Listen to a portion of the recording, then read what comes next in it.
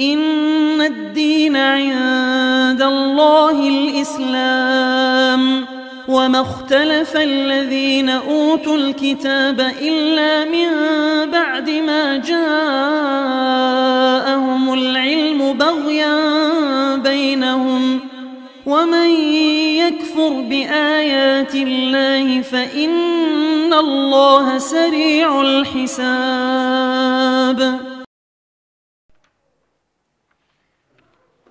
Kemudian kita masuk kepada dalil yang dibawakan oleh penulis, oleh Syekh Muhammad bin Abdul Wahab rahimahullah. Sebelumnya telah beliau bawakan ayat dari Al-Quran dari surah At-Taubah ayat 108.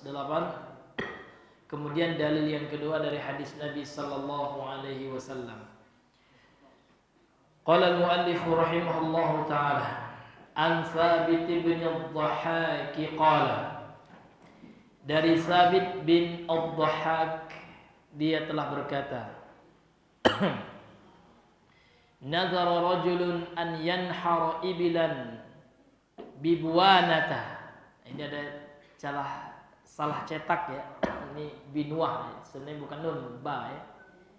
Buanah itu nama salah satu tempat yang terletak sebelum daerah Yanbu'. Yanbu' itu terletak di sebelah selatan Madinah. Jadi telah bernazar ya seorang laki-laki bahwasanya dia bernazar untuk menyembelih seekor onta di tempat yang bernama Buanah. Fasa'alan Nabiy sallallahu alaihi wasallam faqala. Kemudian laki-laki tersebut bertanya kepada Rasulullah sallallahu alaihi wasallam. Lantas Rasulullah kembali meminta penjelasan. Jadi laki-laki ini ingin menyembelih ya, menunaikan nazarnya menyembelih seekor onta di tempat yang bernama Buanah. Lantas Nabi balik bertanya, meminta perinciannya. Faqala, lantas Rasulullah bersabda, hal kana fiha wasanun min awsanil jahiliyah. Apakah pada tempat itu di Buanah tersebut ada berhala dari berhala-berhala jahiliyah yu'badu yang disembah. Jadi ini menarik Pak ya, dari sisi bahasa ada kata wathan. Wathanun, jamaknya awthanun. Kemudian ada istilah sonamun, jamaknya asnamun. Lantas mal farqu bainahuma? Lantas apa perbedaan antara dua kata ini? Karena kalau di terjemahan sama, iya Pak ya, sama-sama berhala. Itu kalau hanya modal terjemahan gitu ya. Namun kalau kita kembali kepada kamus Arab-Arab, jadi memang kamus itu kayak bahasa Inggris juga Arab. Ya Pak ya, kalau bahasa Inggris kan ada Inggris, kayak kamus Oxford itu kan. Dalam bahasa Arab ada juga apa? Arab. Nah, seperti Lisanul Arab, ya kan? Kemudian seperti Bahrul Muhit, banyak ya kamus-kamus. Jadi ya apa beda wathan? Kalau terjemahannya sama-sama berhala. Kalau wathan ini yang selain bentuk manusia atau hewan, namun dia dijadikan sebagai berhala yang disembah. Seperti ada orang menyembah patung, kalau patung itu sonam ya, karena menyerupai nanti bentuk manusia dan hewan. Misalkan orang menyembah batu keramat, ini namanya wasan, jamaknya ausan ya. Iya. Ini Pak. Jadi berhala yang bukan selain bentuk hewan atau manusia, nah ini namanya wathan. Ya. Kemudian berhala yang menyerupai manusia dan hewan, ini namanya sonam. Sonamun, ya, jamaknya asnamun. Pakai sod lah ya, dengan as ya. Seperti itu. Sehingga Rasul pernah berdoa ya. Namun termasuk hadis Nabi, karena doa Rasul ini termasuk dalam definisi sunnah atau hadis. Ya. Jadi dalam hadis sahih Di antaranya dikeluarkan oleh Al-Imam Malik dalam Al-Muwatta'nya. Beliau mengatakan hadisnya sahih bahwasanya Rasul pernah berdoa, Allahumma la taj'al qabri wathanan yu'bad, kata Rasulullah. Ya Allah, jangan kau jadikan kuburanku sebagai berhala. Jadi Rasul menggunakan redaksi wathan, bukan sonam, karena kuburan itu tidak membentuk manusia, segi empat aja kan gitu. Jadi Nabi berdoa, ya Allah, jangan engkau jadikan kuburanku tersebut sebagai wathan, berhala. Kenapa Nabi sampai berdoa seperti itu, Pak? Karena ada hikmahnya. Hikmahnya apa? Karena memang akan ada gitu ya, orang-orang yang akan menyembah kuburan. Jadi nyembah kuburan itu, Pak, nggak harus menganggap kuburan itu Tuhan, tidak. Ngalap berkah di kuburan termasuk bentuk peribadahan, penyembahan kepada kuburan. Atau berkeyakinan kalau kuburan itu memiliki karamah. Nah, kalau bahasa kita, bahasa awak, keramat kuburan itu sudah bentuk peribadahan kepada kuburan karena bentuk keyakinan yang keliru. Nah, ini hadirin yang dimuliakan oleh Allah. Atau menjadikan kuburan tersebut tempat yang diyakini mustajab berdoa. Ini keyakinan sufi, Bapak Ibu. Jadi orang-orang sufi meyakini, Pak, kalau di antara tempat mustajab, kalau kita kan raudhah ya, antara mimbar Nabi ya, dengan kamarnya Nabi itu ada raudhatun, taman min raudhatil jannah, dan dianjurkan, disunahkan untuk berdoa karena di antara keutamaan berdoa di situ doanya mustajab. Nah, kalau itu ada dalilnya. Nah, kalau orang sufi enggak ya, orang sufi di kuburan walinya itu lebih mantap katanya, mustajab. Ini benar, Pak, ini fakta, boleh ditanyakan kalau kenal sama habaib atau tapi yang pernah belajar ya, bukan ikut yang mondoknya di tempat orang sufi. Memang itu keyakinan keliru, menyimpang mereka. Ya, kalau seandainya di tempat itu mustajab.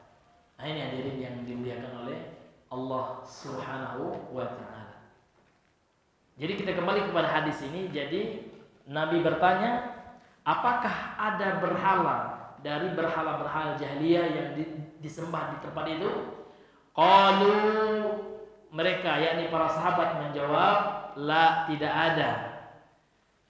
Qala, lantas Nabi bertanya lagi, fahal kana fiha 'idun min a'yadihim, atau adakah dilaksanakan di situ perayaan gitu, Pak ya, dari perayaan-perayaan jahiliyah.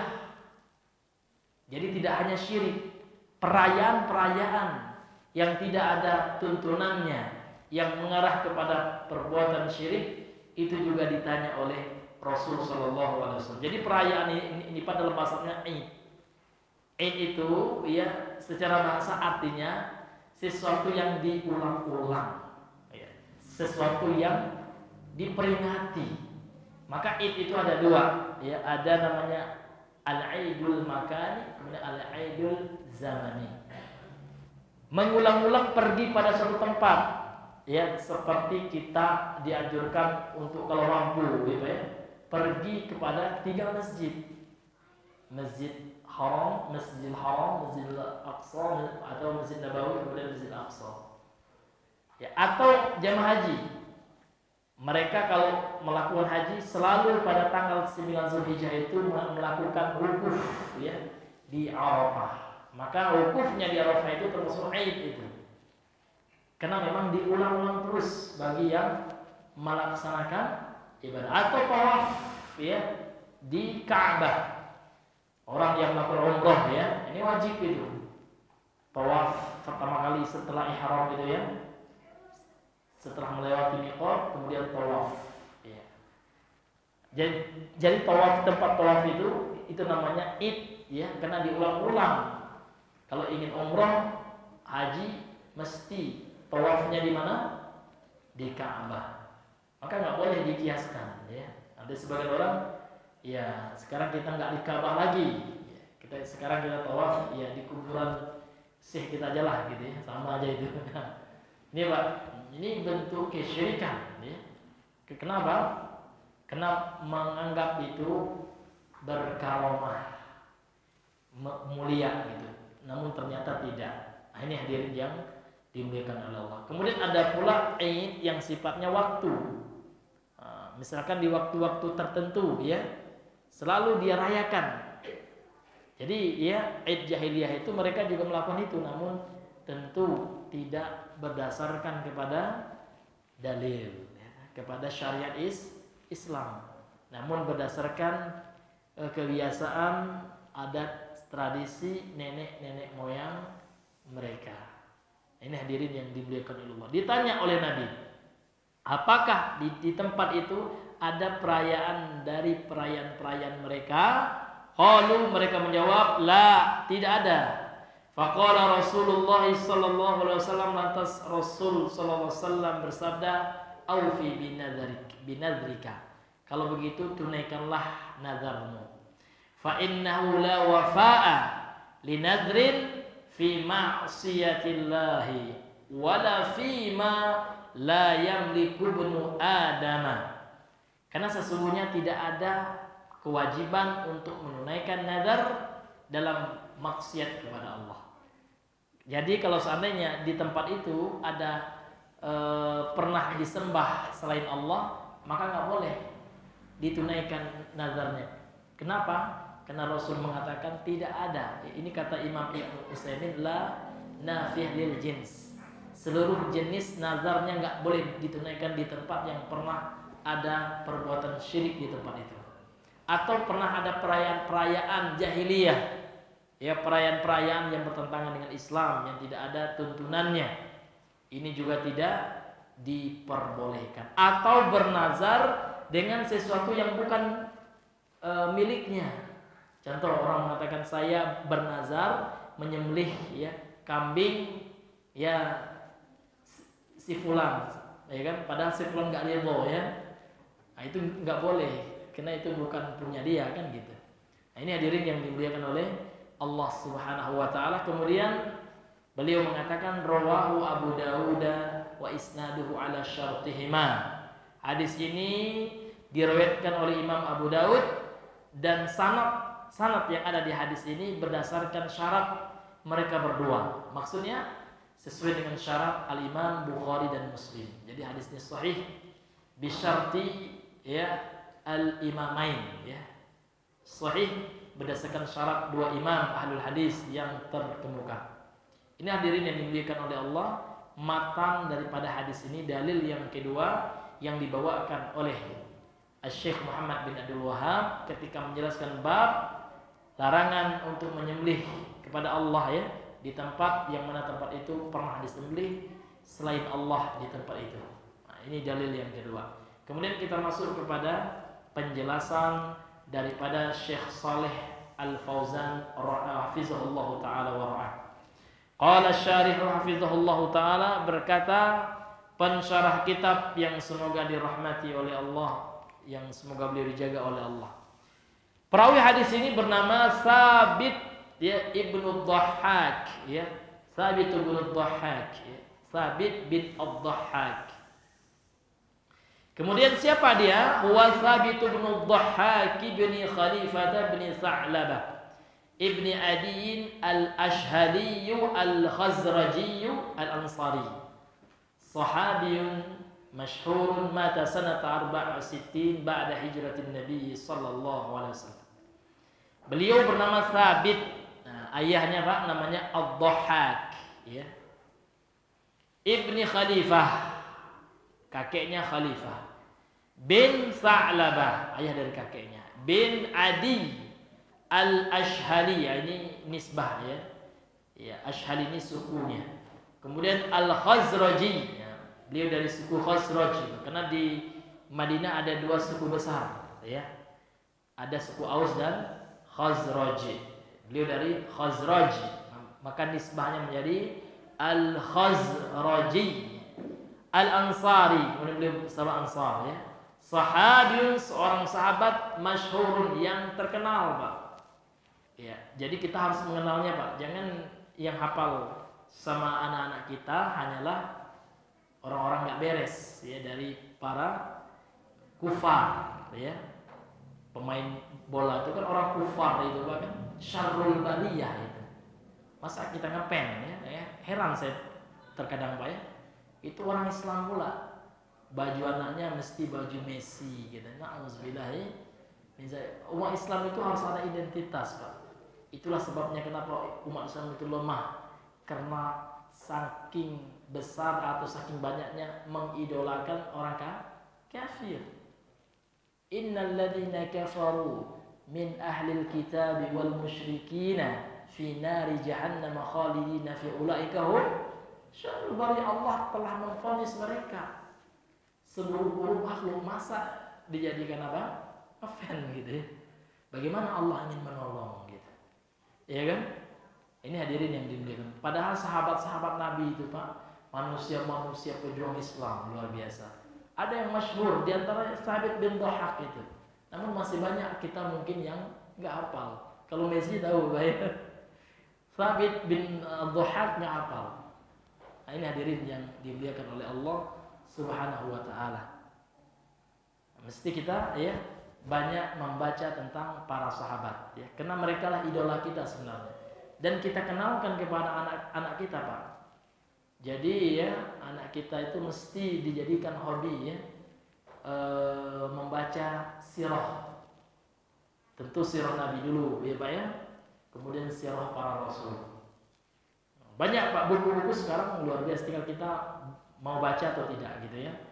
Ada dalam bentuk cetak ya, ada dalam bentuk file ya. Ada judul bukunya Imam Ibnu Katsir itu ya, Qisasul Anbiya. Ini bagus sekali ya, Qisasul Anbiya ya. Nah, kisah-kisah para rasul sih kita mengenal ya Rasul. Kemudian kisah para sahabat itu banyak sekali ya. Ya, judul buku tentang para sahabat ini. Ya. Ini hadirin yang dimuliakan oleh Allah Subhanahu wa taala. Jadi kita kenalkan kepada anak-anak kita, terutama kita dulu mengenalnya, Pak. Iya. Ini hadirin yang dimuliakan oleh Allah. Kemudian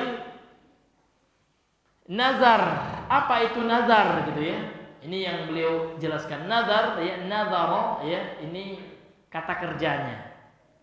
Nah, kalau masdarnya nazran ya, an-nazru gitu ya. Nazara atau an-nazru lughatan secara bahasa maknanya adalah al-ijabu.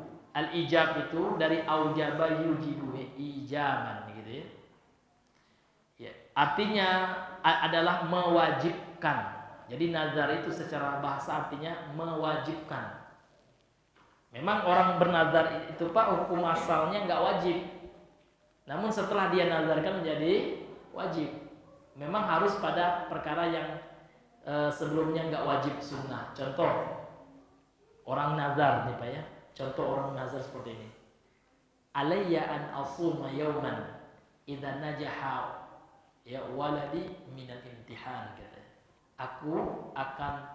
Aku bernazar gitu ya. Alayya nadarun an asuma yawman.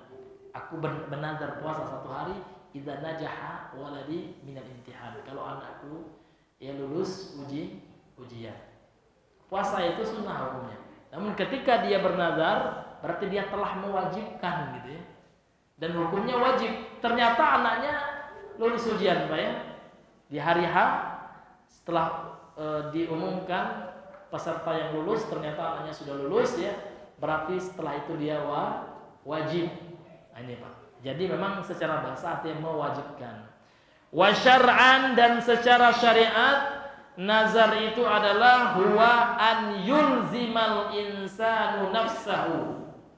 Seorang manusia, kita lah ya, termasuk jin juga ini Pak ya. Karena syariat jin itu mengikut syariat Nabi Muhammad. Nah, itu Pak. Karena nabinya jin siapa Pak? Nabi Muhammad. Sehingga Nabi Muhammad itu Pak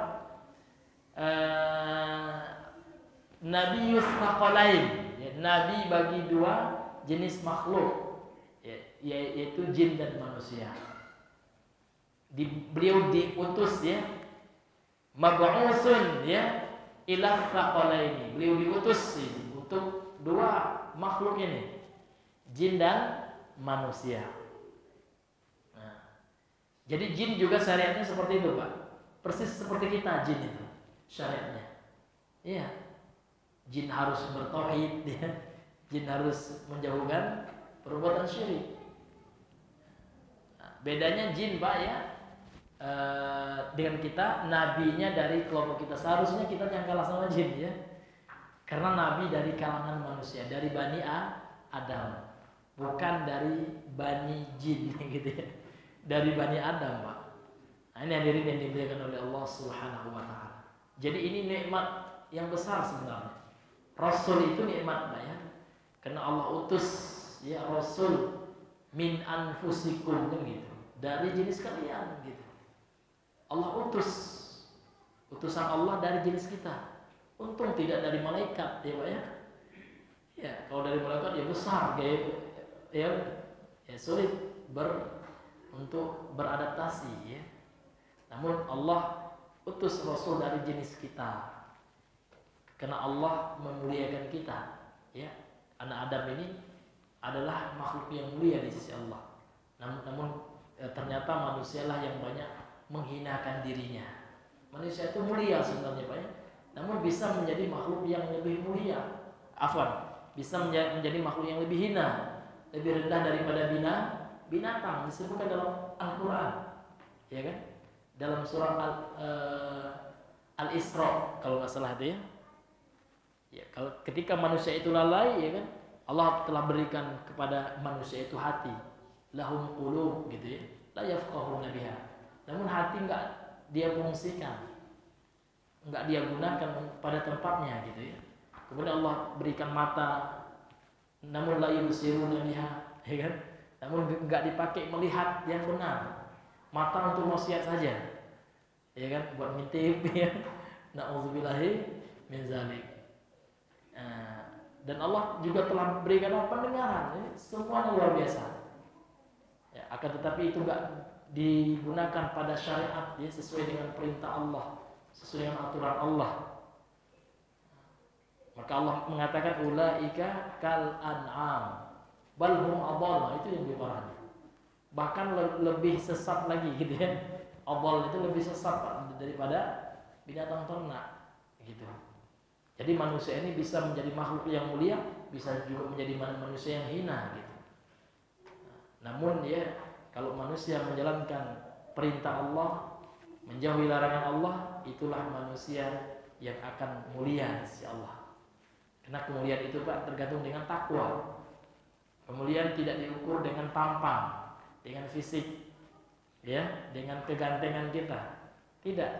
Boleh jadi orang Afrika sana yang kelihatan cuma giginya aja pas mati lampu, ya. Boleh jadi mereka yang lebih mulia di sisi Allah. Karena hatinya penuh dengan rasa takut kepada Allah, rasa harap, ya, kepada Allah Subhanahu wa taala. Namun mesti kami tekankan di sini, Pak. Memang kita kaum muslim itu mesti, Pak, selalu bertawakal, karena itu perintah Allah, ya kan? Harus menyerahkan diri kepada Allah. Wa 'alallahi falyatawakkalul mutawakkilun. Itu kan fi'il amr, ya. Falyatawakkalul, ya. Falyatawakkal, gitu ya. Itu perintah dari Allah, itu wajib tawakal. Namun tawakal itu mesti kita pahami konsepnya. Jangan sampai jatuh ke Jabariyah dan jangan pula sampai jatuh ke Qadariyah. Harus pertengahan. Kalau yang Jabariyah bagaimana, Pak Ustaz? Bagus pertanyaannya. Tawakalnya orang Jabariyah, mereka itu menafikan sebab. Bagaimana? Ya, semuanya itu kan Allah, katanya. Gak usah kerja kita, Allah ngasih kita rezeki. Betul, semuanya itu dari Allah. Namun Allah butuh kita untuk berikhtiar. Dan yang paling, ya, dan yang paling menyesatkan dari pemahaman Jabariyah, dia maksiat pun itu karena Allah, katanya. Ya kan? Maksiat dia, kenapa kamu maksiat? Ini kan Allah yang membuat saya seperti ini. Na'udzubillahi min zalik. Jadi kemudian yang kedua Qadariyah. Qadariyah ini mereka melupakan Allah, gitu. Mereka hanya bersandar kepada amal usaha mereka. Dikit-dikit, kalau bukan kekena saya, pede sekali dengan usahanya hingga lupa dengan Allah.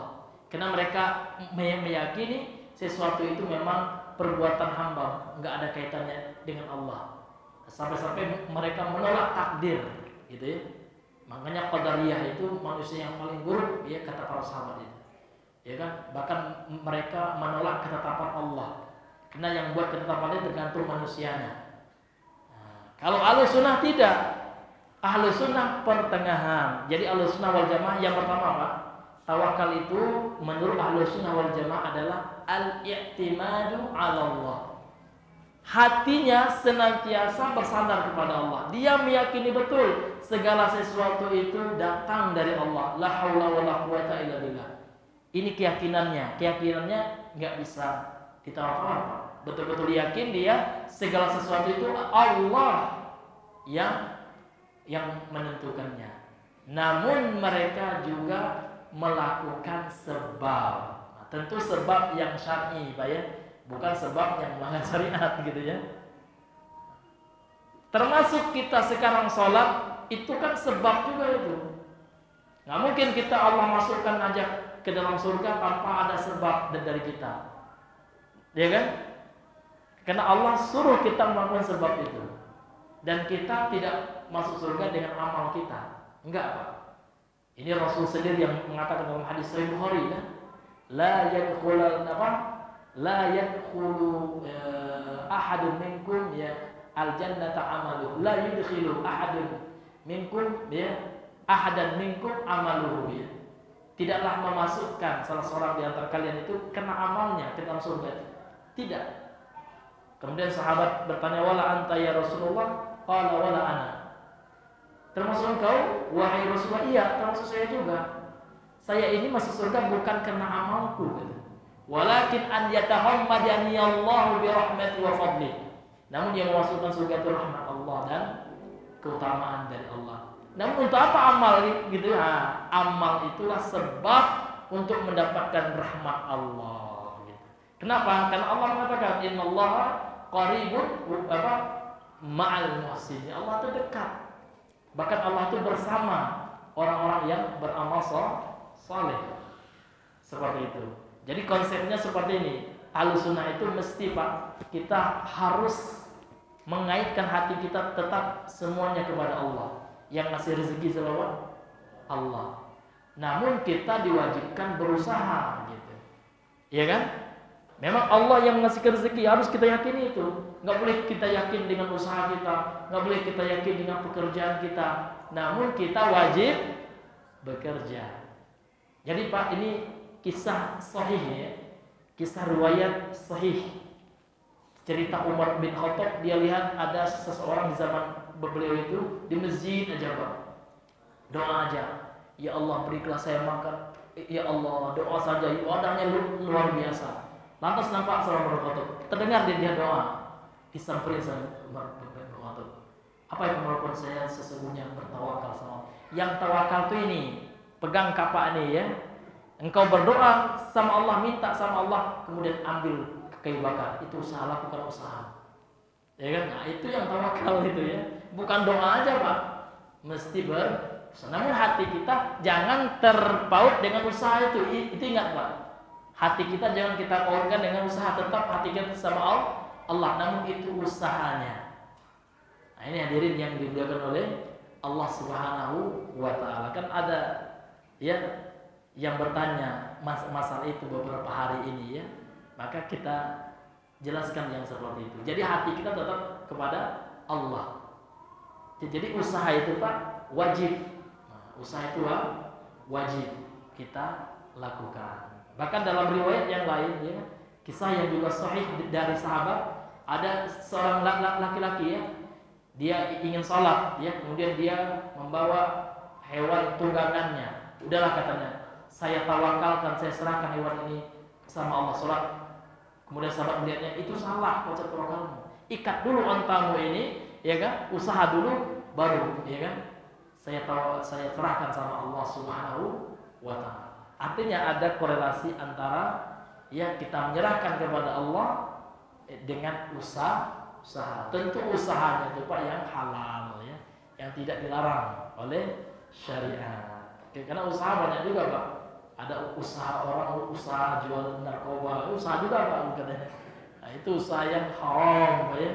Usahanya ada juga orang Pak, namun usahanya apa? Menjadi bandar judi slot ya. Usaha juga katanya.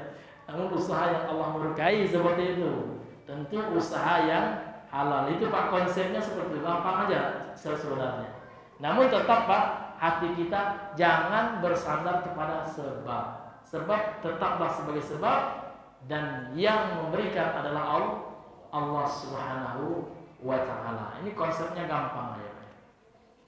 Ini hadirin yang dimuliakan oleh Allah Subhanahu wa ta'ala.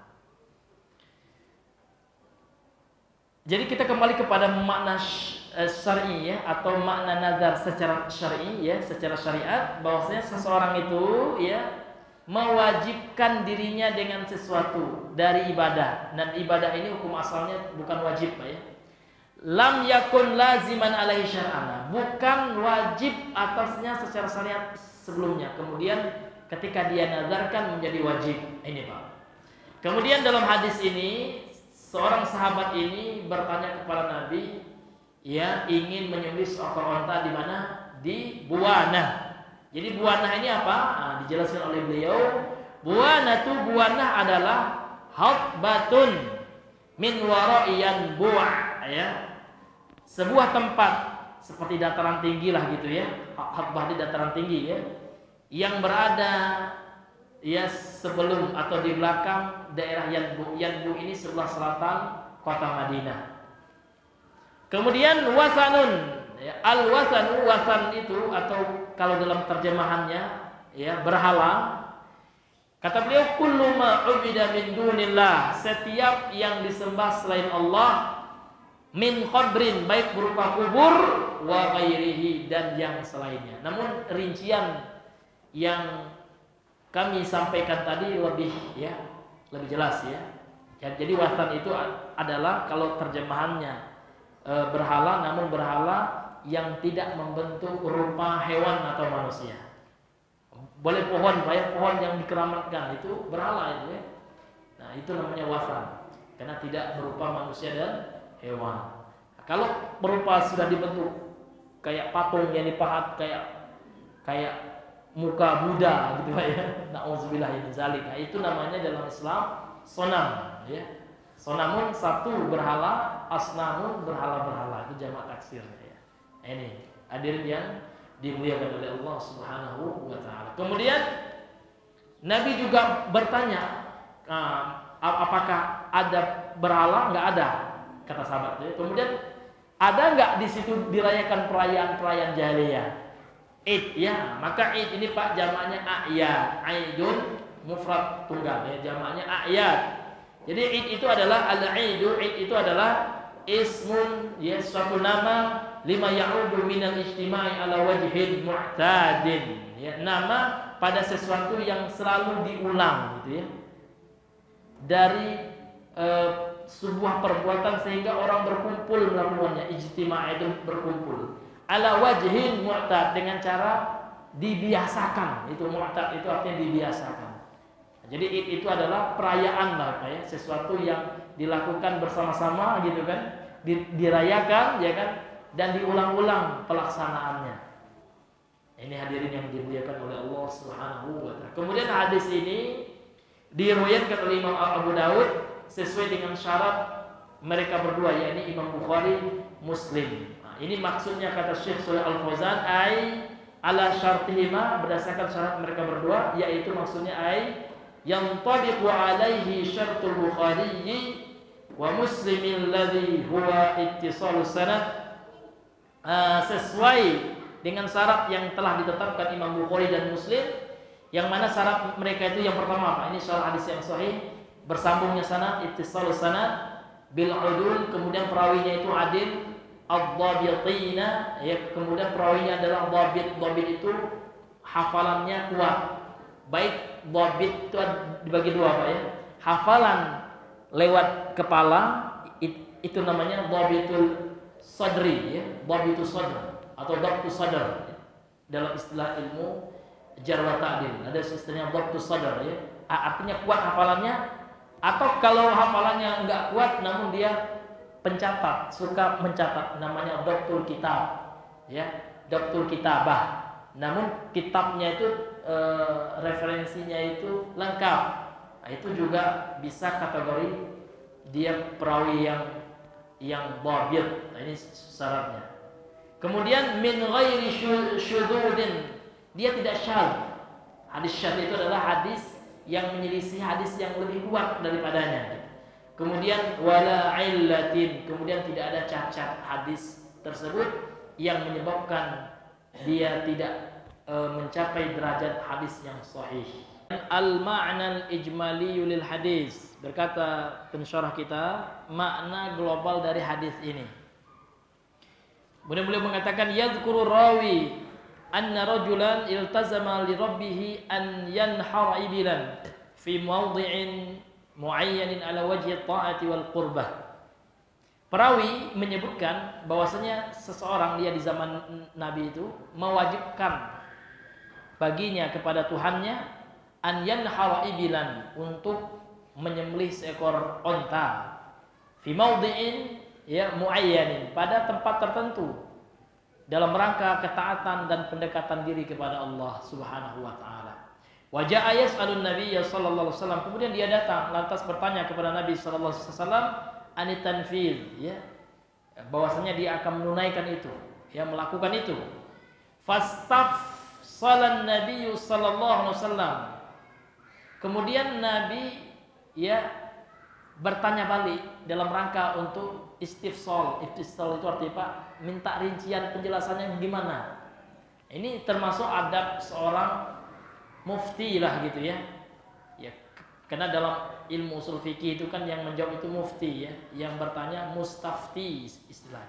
Jadi mufti itu memang mesti sebelum menjawab itu tanya detailnya Pak. Kasusnya seperti apa, maka nggak boleh asal jawab ya Pak ya. Iya. Karena ada kaidah Pak ya, dalam ilmu fikih itu ada kaidah al-hukmu far'un an tasawwurihi. Ini kaidahnya. Menghukumi sesuatu itu adalah bagian dari bahwasanya sebelum menghukumi itu orang yang hakim ya atau mufti ya mesti tahu tasawurnya dulu. Tasawur itu Pak, keadaan pertanyaan orang yang bertanya itu. Jadi orang yang bertanya itu apa pertanyaannya itu gitu kan. Jadi pertanyaannya itu harus lengkap. Sehingga jawabannya pun cocok Pak. Namun kalau seandainya pertanyaannya itu tidak seperti yang dimaksud oleh penanya ya, boleh jadi jawabannya akan nggak tepat, tidak sesuai dengan sasaran gitu. Maka butuh dirinci. Maka Nabi di sini merincinya gitu. Kan seorang laki-laki ini nanya Nabi ya Rasulullah, bagaimana cara apa hukumnya gitu ya, saya menyembelih di tempat buanah itu. Maka Nabi balik nanya gitu, untuk apa itu Pak? Supaya jawaban Nabi ini tepat ya. Di buanah itu ada nggak disembelih hewan pula ya, disembelih sesuatu untuk selain Allah, perbuatan syirik lah gitu ya. Nggak ada. Kemudian ditanya lagi, kalau nggak ada nggak di tempat itu dilaksanakan perayaan-perayaan jahiliyah? Nggak ada. Kalau nggak ada, maka aufi binadarik kata Nabi, tunaikanlah ya nazarmu itu. Namun syaratnya jangan ya bernazar pada maksiat. Ini tambahan dari beliau ya. Kemudian jangan pula bernazar sesuatu yang tidak engkau miliki gitu ya, yang engkau nggak mampu melaksanakannya. Ya Allah, kalau seandainya anakku lulus ya, aku akan kasih uang 1 M buat temanku. Boro-boro ngasih 1 M ya, untuk makan aja ngutang. Nah, ini nggak boleh nazar yang seperti itu. Karena nazar itu sesuatu yang dia miliki dan dia mampu melakukannya. Nah, itu Pak ya. Kalau dalam istilah orang Minang itu bagaimana Pak? Orang itu harus tahu bayang-bayang Pak. Harus tahu bayang-bayangnya kan gitu. Nah, ini hadirin yang dimuliakan oleh Allah Subhanahu wa taala. Kemudian Rasulullah yang minta perincian ya, andzalikal makan, tentang tempat itu. Hal sabaqo an wujida fihi syai'un min ma'budatil musyrikin? Apakah dahulu didapati pada tempat itu sesuatu dari persembahan ya orang-orang musyrik? Au sabaqo, atau dahulu ya sebelumnya, annal musyrikina yu'adhimunahu. Orang-orang musyrik itu mengagungkan tempat itu ya. Wa istami'una fihi, mereka berkumpul di tempat itu. Ya. Ada enggak seperti itu? Ya. Falamma alima sallallahu alaihi wasallam, tatkala Nabi mengetahui bi khuluwi hadal makan min tilkal mahadir, tempat itu ya bersih ya dari peringatan-peringatan larangan-larangan Nabi tadi, afta, maka Nabi memfatwakan ya, memberikan jawaban ya, bitanfidhin nadar ya, bitanfidhin nadri. Maka Nabi mengatakan boleh, aufi binadrika, boleh kamu tunaikan nadarmu. Tsumma bayyana sallallahu alaihi wasallam, lantas kemudian Nabi menjelaskan an-nadra alladzi la yajuzul wafa'u bihi, nazar yang tidak boleh ditunaikan gitu. Wa huwa ma kana al-manduru fihi ma'siyatan lillah. Di antaranya kalau yang dinazarkan itu di dalamnya terdapat kemaksiatan kepada Allah. Au la yadkhulu tahta milkin nadir, atau tidak masuk ya di bawah kepemilikan orang yang bernazar. Orang yang nazar itu pada sesuatu yang bukan milik dia gitu. Itu nggak boleh, seperti yang kita contohkan tadi ya. Ada seseorang mengatakan, kalau anakku lulus ya, saya menazar ngundang bapak makan, kita makan tapi kambing tetangga saya pak, saya tidak punya kambing ya. Mau tidak tangguh, tidak tahu juga saya, itu nggak boleh pak ya. Bahkan itu haram dinazarkan ntar ya, karena kalau ngambil secara dia kan mencuri gitu ya. Ini ya, jadi yang kita nazarkan itu, kita mau sedekah, nazarnya yang kita sedekahkan itu milik kita. Tapi kalau bukan milik kita, atas dasar keridhaan ya, kesepakatan kemauan orang itu. Ya, kalau saya ya sehat, sembuh dari sakit saya akan sedekah 1 buah motor gitu ya, untuk marbot masjid yang butuh kali pada kendaraan dia nggak ada motor. Tapi itu kendaraan mertua saya gitu. Itu kita rinci dulu, mertuanya itu mau nggak? Oh iya, rupanya mertuanya bersedia. Sepakat ya, udah boleh kalau seperti itu Pak ya. Ini hadirin yang dimuliakan oleh Allah Subhanahu wa taala. Ini contohnya aja Pak ya. Kemudian munasabatul hadis lil bab. Apa munasabah? Munasabah itu Pak artinya kesesuaian, kecocokan, kaitan gitu ya. Hadis ini, hadis dari Thabit bin Ad-Dhahhak ini, sahabat yang mulia ini, pada bab yang kita bahas. Jadi Bang Ijal, kita bahas bab apa sekarang Bang Ijal? Tentang apa bab ini? Larangan menyembelih kepada Allah pada tempat yang ada kesyirikan ya di dalamnya itu ya. Apa korelasi hadis ini gitu? Apa kaitannya gitu? Kata beliau, anna fihi, sesungguhnya dalam hadis ini terdapat al-man'a minadz-dzabhi, larangan dari menyembelih lillahi kepada Allah, fil makanil ladzi kana fihi watanun, pada tempat yang dahulu di tempat itu ada wasannya, ada berhalanya, min ausanil jahiliyah, dari berhala-berhala orang-orang jahiliyah, au fihi, atau di tempat itu ada aidun min a'yadihim, perayaan dari perayaan-perayaan orang jahiliyah tersebut, walau ba'da zawali, walaupun nggak ada lagi, itulah bahasa gampangnya ya. Walaupun memang tempat itu sekarang kan nggak ada lagi Pak Ustadz, ya itu kan konon ya, itu kan dahulu kala, nggak boleh juga gitu ya. Karena diketahui menurut sejarah pernah ada syirik di tempat itu, nggak boleh ya disembelih hewan karena Allah di tempat itu, walaupun telah zawal dia, telah yazul, telah nggak ada lagi ya, telah berlalu itu. Ini hadirin yang dimuliakan oleh Allah, kesesuaian ya antara hadis ini dengan bab pembahasan larangan menyembelih kepada Allah, untuk Allah di tempat yang pernah disembelih untuk selain Allah, atau pernah di tempat itu dilakukan perbuatan syirik dan perayaan-perayaan jahiliyah. Wallahu taala a'lam bishawab. Karena mengingat waktu ya Pak ya, mungkin kita cukupkan sampai di sini dulu pembahasan kita di malam hari ini. Insyaallah kalau kita masih Allah panjangkan umur kita, Allah takdirkan kita bersua lagi, maka kita akan bahas pelajaran dari hadis di atas. Ini ada 10 yang disebutkan oleh Syekh Shalih Al-Fauzan hafizahullah taala. Kemudian kita tutup ya pengajian kita dengan doa kafaratul majlis. Subhanakallahumma bihamdika asyhadu an la ilaha illa anta astaghfiruka wa atubu ilaik. Assalamualaikum warahmatullahi wabarakatuh.